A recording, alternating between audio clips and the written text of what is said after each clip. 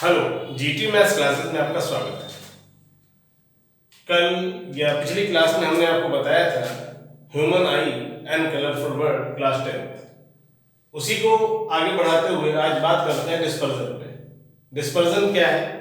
तो डिस्पर्जन में आपने ये पढ़ा है कि कोई भी लाइट जब अपने कलर कंपोनेंट ब्रेक हो जाती है तो उसको हम बोलते हैं डिस्पर्जन।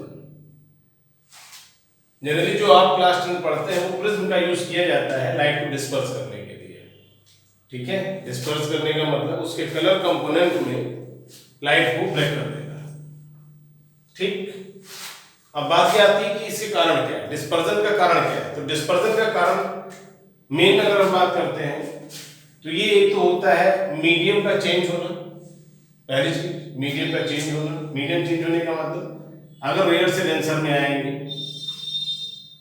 तो या डेंसर से रेयर में जाएंगे तो क्या होगा, जो स्पीड ऑफ लाइट है वो चेंज हो जाएगी। स्पीड ऑफ लाइट जब चेंज हो जाएगी तो उसकी वजह से जो भी लाइट आएगी वो अपने पाथ से डेविएट हो जाएगी। अभी ये बताया है कि यहाँ पर जो व्हाइट लाइट होती है जब ये डिस्पर्स करती है तो 7 कलर से ब्रेक हो जाती है। इसका मतलब ये हुआ इसमें 7 डिफरेंट वेव प्रेजेंट है। जब 7 डिफरेंट वेव प्रेजेंट है तो हर एक वेव की वेवलेंथ अलग अलग होगी। वेवलेंथ अलग अलग होगी। वेवलेंथ हम ये भी बोल सकते हैं कि ताकत अलग अलग होगी। कोई कम डेविएट होगी तो कोई ज्यादा डेविएट होगी। तो आपने पढ़ रखा है वेव क्यों। सबसे ज्यादा डेविएशन किसका होगा, वायलेट का, फिर इंडिगो, फिर ब्लू, फिर ग्रीन, फिर येलो, फिर ऑरेंज, फिर रेड। इसका मतलब सबसे कम डेविएशन किसका है, रेड कलर का। इसका मतलब ये हुआ कि रेड कलर का डेविएशन सबसे कम होगा। क्यों कम होगा, आप ये भी जान लीजिए कि जो एंगल ऑफ डेविएशन होता है this is inversely proportional to the wavelength. जिसकी वेवलेंथ जितनी ज्यादा है उसका डेविएशन उतना कम है। अगर एंगल ऑफ डेविएशन को देखें तो उसको हम डेल्टा से रिप्रेजेंट करते हैं, इसको बोलते हैं डेल्टा, और it is inversely proportional to the wavelength. Wavelength यानी कि लैम्डा। इनवर्स का मतलब ये होता है कि अगर वन साइड में कोई चीज हम बढ़ाएंगे तो दूसरे साइड की चीज कम होगी, और अगर कम करेंगे तो दूसरे साइड की बढ़ जाएगी। तो एक तो मैंने बताया डिस्पर्जन, दूसरा बताते हैं उसका कारण। तो एक तो ये हो गया कि व्हाइट लाइट या जो भी हमने लाइट यूज की है, क्योंकि उसमें कई सारे कलर की लाइट मिलके वो बनी हुई है और हर एक कंपोनेंट की वेवलेंथ अलग अलग है, इस वजह से भी डिस्पर्जन होता है। और दूसरी चीज हमने आपको ये बताई कि मीडियम चेंज होने से उसकी स्पीड में चेंज आता है, उसकी वजह से भी डेविएशन होता है, इसको हम डिस्पर्जन बोल सकते हैं। थर्ड टॉपिक है इसमें रिकॉम्बिनेशन। रिकॉम्बिनेशन के बारे में अगर सबसे पहले बात की जाए या डिस्पर्जन के बारे में सबसे पहले बात की जाए तो आइजैक न्यूटन ने बताया था इसके बारे में। इन्होंने ये बताया था कि जो सन है वो 7 कलर की डिफरेंट लाइट से मिलकर बना हुआ है और उसको उन्होंने नाम दिया था व्हाइट लाइट। ठीक, और व्हाइट कलर का जो ये कॉम्बिनेशन मिलता है इसको बोलते हैं स्पेक्ट्रम। स्पेक्ट्रम तो कॉज हो गया, रिकॉम्बिनेशन हो गया। उसके बाद आता है मोनोक्रोमैटिक क्या है। अच्छा, रिकॉम्बिनेशन थोड़ा समझ लीजिए। रिकॉम्बिनेशन में क्या है, इन्होंने ये बताया कि अगर एक प्रिज्म कोई लाइट आई, पाथ से हटी और इस तरीके से निकल गई। अच्छा, एक चीज में फिगर में क्लियर हो रहा है कि हमेशा जब लाइट कोई भी टीचर बनाता है तो हमेशा नीचे की ओर बनाता है। इसका मतलब ये है कि प्रिज्म में जब कोई लाइट इंटर करती है, इसको इंसिडेंट रे, रिफ्रैक्टेड रे, और जब बाहर निकलती है वो इमर्जेंट रे होती है।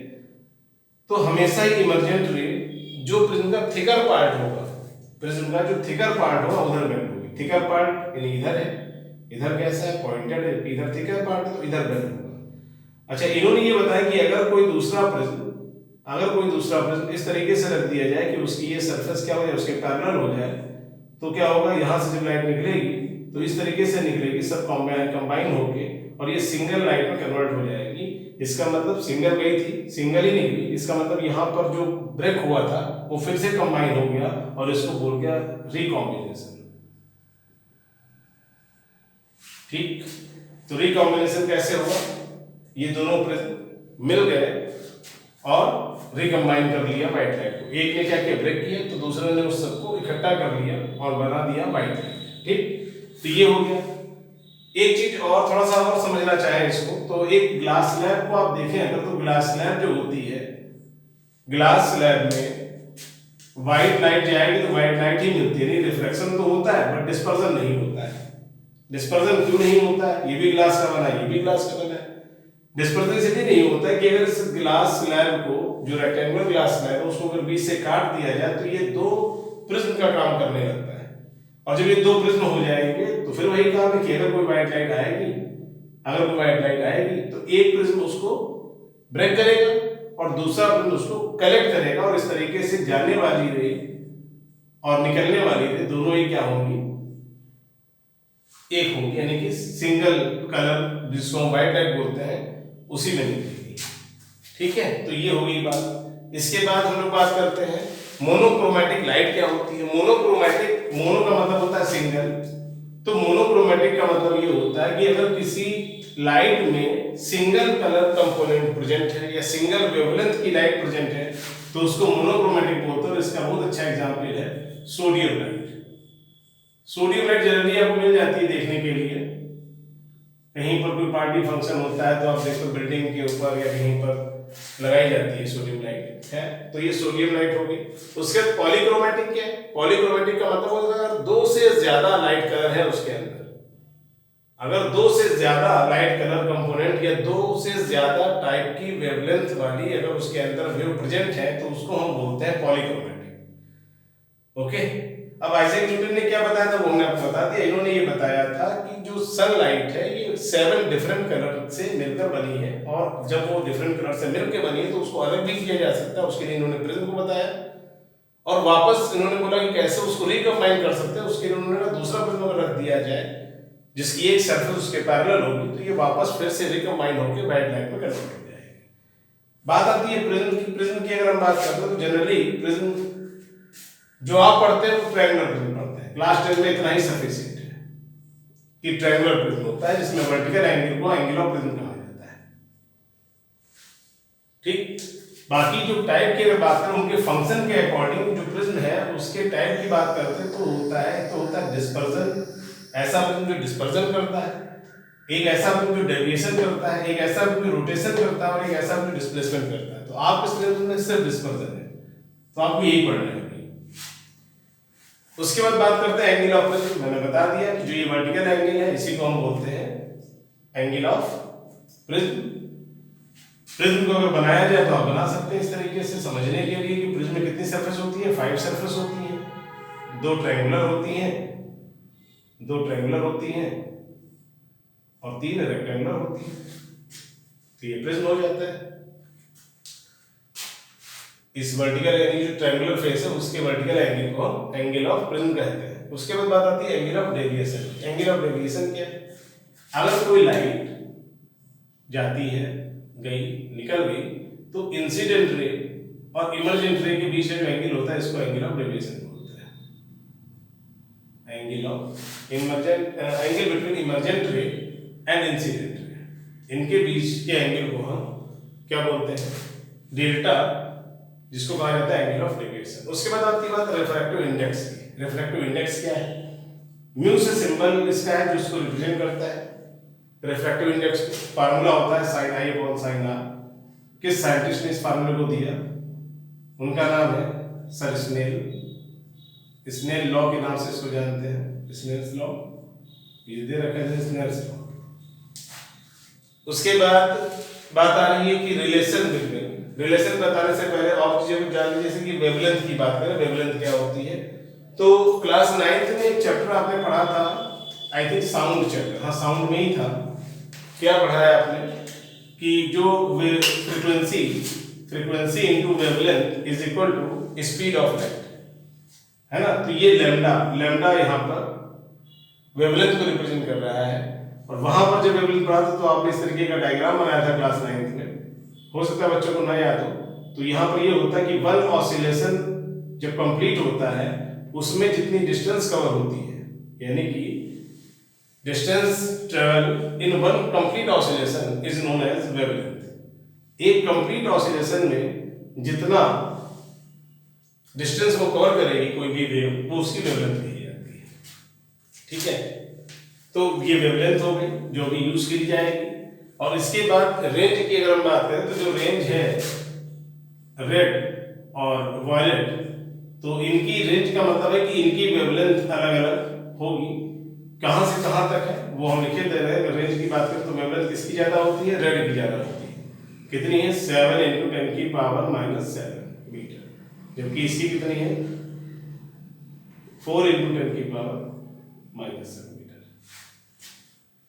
देखिए इसका मतलब ये है कि यहां से यहां तक हम देख सकते हैं, ये विजिबल रेंज होती है। एक चीज और आप जान लीजिए, देखिए जिस तरीके से साउंड में अल्ट्रासोनिक इंफ्रासोनिक होता है, उसी तरीके से लाइट वेव भी अल्ट्रासोनिक और इंफ्रासोनिक हो सकती है। इसका मतलब ये इसलिए बता रहा हूं क्योंकि जो रेंज विजिबल है वो ये है जिस पे आप काम करते हैं। जिस तरीके से साउंड में 20 to 20,000 डेसिबल होती है, उसी तरीके से यहां भी कुछ कंडीशन दे रखी है। इसके बाद बात आ रही है कि हमारी आई के लिए जो मोस्ट सेंसिटिविटी क्रिएट करती है, यानी जो सबसे ज्यादा फेवर में, जो हमारे लिए इजी रहती है, वो है वेवलेंथ 5.6 × 10⁻⁻⁷, और ये रेंज होती है येलो और ग्रीन के बीच की। इसका मतलब ये कलर हमारे लिए आसान होते हैं, यानी कि मोस्ट सेंसिटिविटी जो है वो इसी के लिए है, आई की। तो ये हो गया। इसके बाद हमें जो बताना है, मेन बताना था, जो रिलेशन है किसका किसका relation, refractive index, angle of deviation और एंगल ऑफ प्रिज्म, इन तीनों का रिलेशन हमको यहाँ पे आपको समझाना है। समझते हैं। सबसे पहले एक प्रिज्म बना लिया,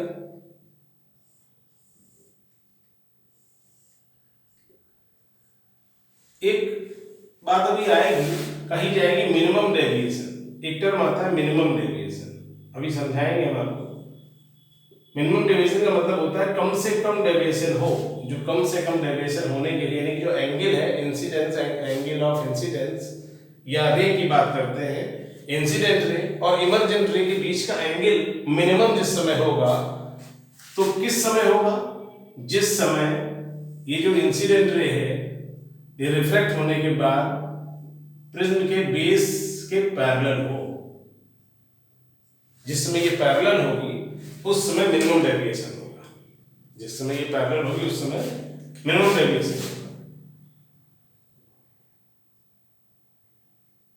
ठीक, उसके बाद नॉर्मल ड्रॉ करनी पड़ेगी हमको। नॉर्मल का मतलब परपेंडिकुलर, इसको हमने आगे बढ़ा दिया।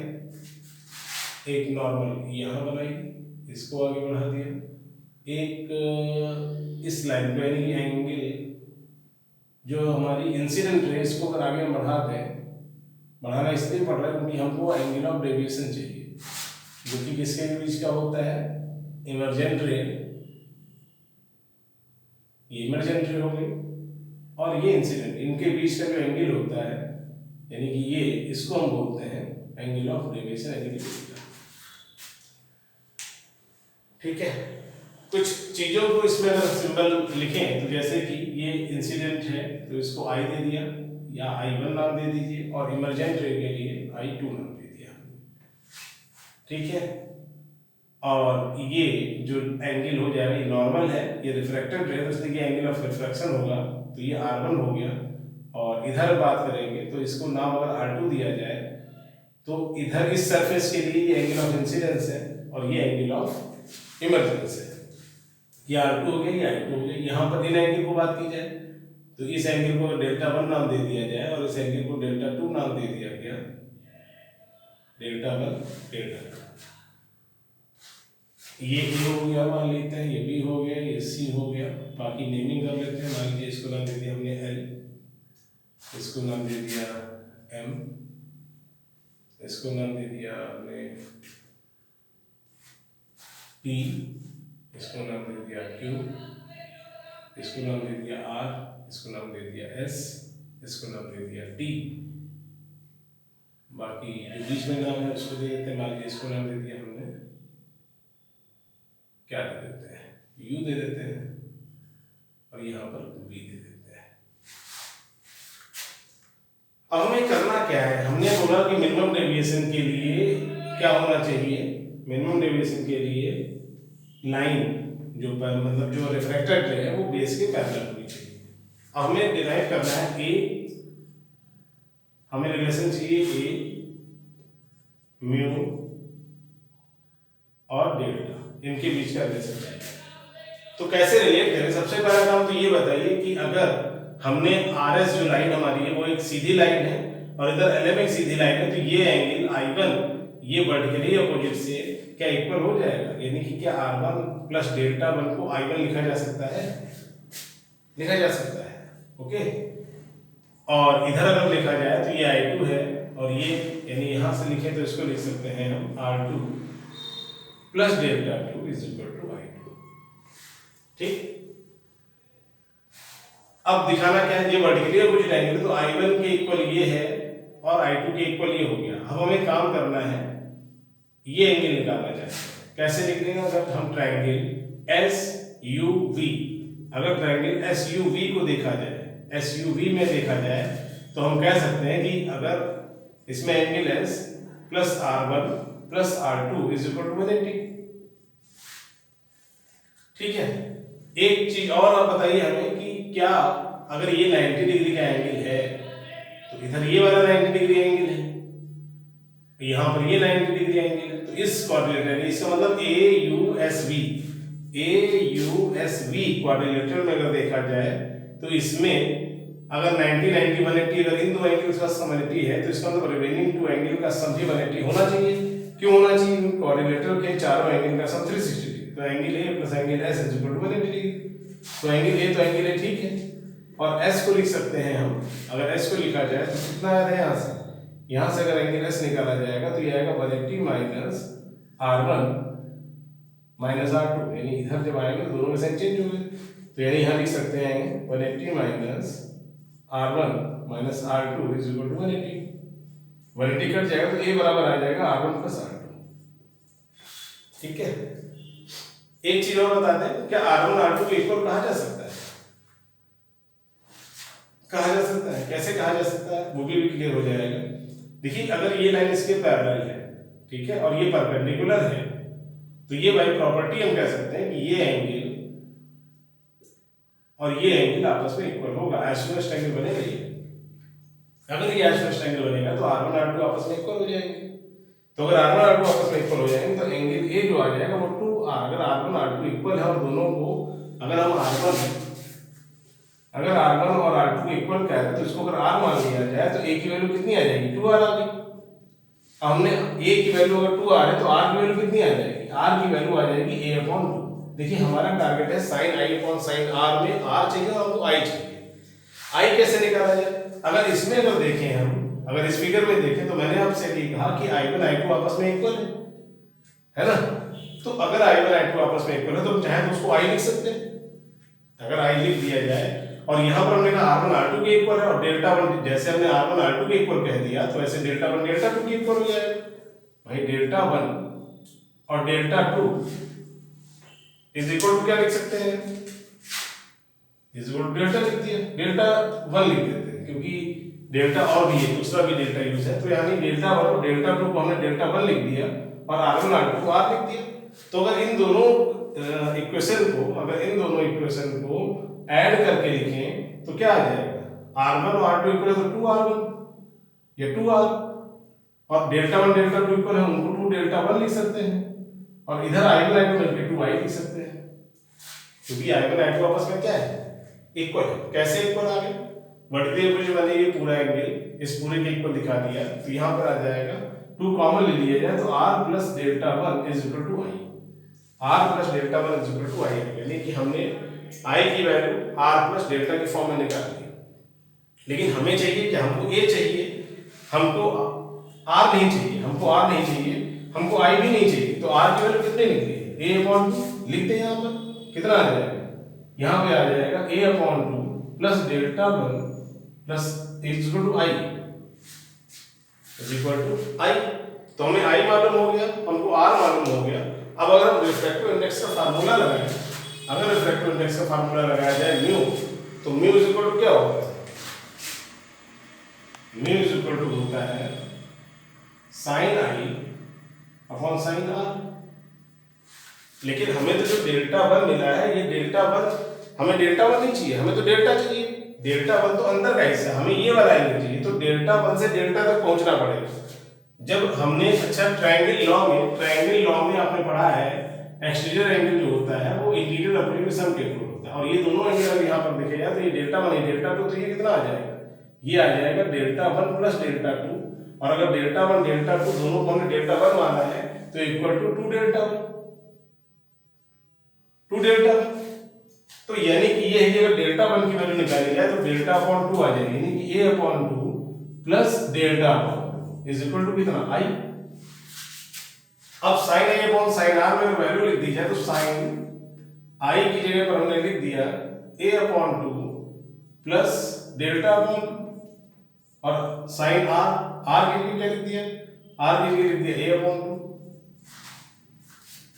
ओके, अब कंडीशन क्या है, आपको ये जानकारी होनी चाहिए कि जब एंगल कम होते हैं तो साइन आई हो या साइन थीटा हो तो साइन थीटा थीटा के इक्वल लिखा जाता है। ऐसे केस में इनके साइन को हम यहाँ से, वैसे तो ये भी एक रिलेशन है, आप ऐसे भी छोड़ सकते हो, और अदरवाइज मैंने आगे बताया कि अगर साइन थीटा को थीटा से रिप्लेस किया जाए तो रिलेशन क्या आएगा, अगर साइन थीटा को थीटा से रिप्लेस किया जाएगा तो क्या आ जाएगा, तो ये आ जाएगा mu is equal to a upon 2 plus delta upon 2 upon a upon 2।